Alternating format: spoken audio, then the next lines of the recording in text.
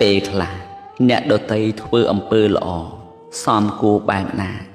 ក៏មិនសមដំណងដល់ដូចចិត្តរបស់អ្នកប្រកាសនោះឡើយសរុបទៅ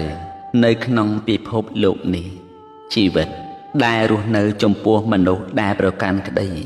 មិនប្រកាន់ក្តីរមែងការរលត់កើតតគ្នានៃនាមរូប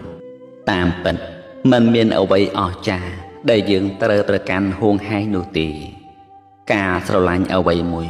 ចំពោះការប្រកាន់ហួងហែងប្រចែប្រច័ណ្ឌច្រើនការប្រកាន់នោះ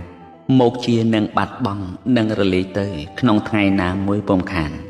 គឺមិនយូរមិនឆាប់តើត្រូវធ្វើដូចម្ដេចដើម្បីបំបត្តិភ្លើងប្រកាន់នោះបាន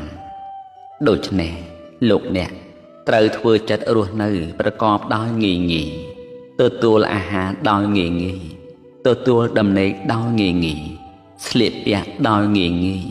បើកចិត្តឲ្យស្មើចំពោះអ្នកដែលយើងស្រឡាញ់ហើយមិនត្រូវប្រកាន់ខ្លួនចំពោះបុគ្គលទូទៅត្រូវរៀនរស់ជាមួយនឹងធម្មជាតិមិនត្រូវមានចិត្តប្រមាថធ្វេសប្រហែសទៅបុគ្គលដទៃទោះគេស្ថិតនៅក្នុងចំណុចណាក៏ដោយយើងមិនត្រូវនិយាយឲ្យគេអស់សង្ឃឹមឬបាក់ទឹកចិត្តឡើយយើង